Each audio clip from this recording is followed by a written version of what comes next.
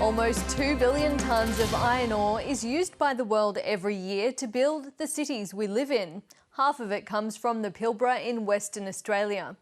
Prices have fallen by a fifth from record highs just a few weeks ago as our biggest customer, China, tries to curb its reliance on the commodity. Rachel Papazzoni reports.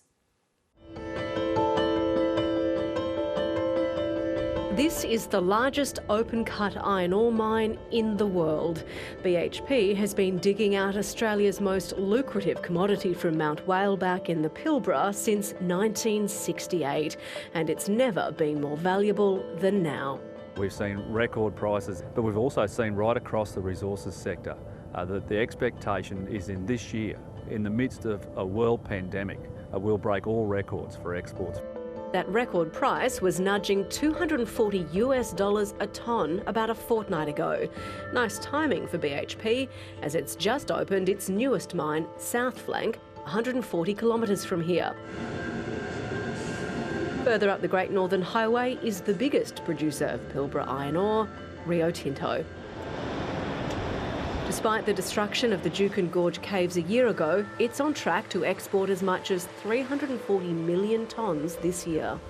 Here at Rio Tinto's port operations in Dampier, there's about 1.8 million tonnes of iron ore behind me, worth almost $500 million Australian dollars. Most of it is destined for China. When it comes to this red dirt, Australia and China's relationship is symbiotic. 70% of the iron ore we export goes to China, and 60% of what Beijing imports comes from us. If China slows down or speeds up its steel production, Australia feels it. In April, production hit a record high, sending iron ore prices soaring. This is what's driving Australia's economy. For every $10 increase to the price of iron ore, another $11 billion, or 0.6% of GDP, is added to Australia's annual export earnings. The record prices helped cut about $50 billion off the budget deficit, given the huge premium to the government's $55 a tonne forecast.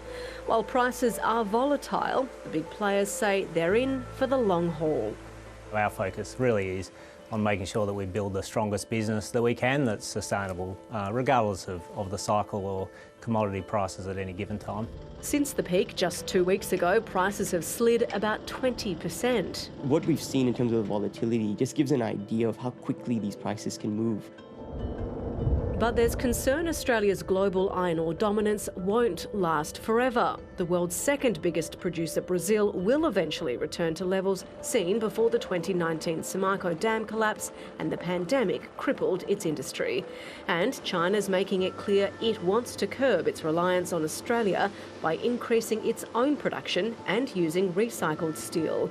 It also has a majority stake in the Simandou site in West Africa, along with partner Rio Tinto. That's tipped to come online within the next decade. We discovered Simandou back in the 90s and continuing to work with our partners in that project to find a creative way of bringing that to market. Yeah, that's actually live feed, obviously. See some of those car dumpers. Mining has come a long way since the first ore was dug out of the Pilbara more than 50 years ago. Fortescue Metals staff in East Perth are controlling trains around the clock as they dump ore at Port Hedland, 1,600 kilometres away. Each of these ore cars is carrying about 140 tonnes of iron ore, worth about $28,000. The whole train is carrying $7 million worth of iron ore, and up to 17 of these come through every 24 hours. Australia's always been a nation that relies on trade, so it's critically important that we continue to nurture those strong trading relationships that are so fundamentally important to our economy. As the producer of almost half of global seaborne iron ore, it won't be easy to knock Australia off top spot. We account for such a large share that to displace Australia would take significant tons. But with iron ore widely tipped to fall closer to $100 by the end of the year, that top spot just won't be worth as much.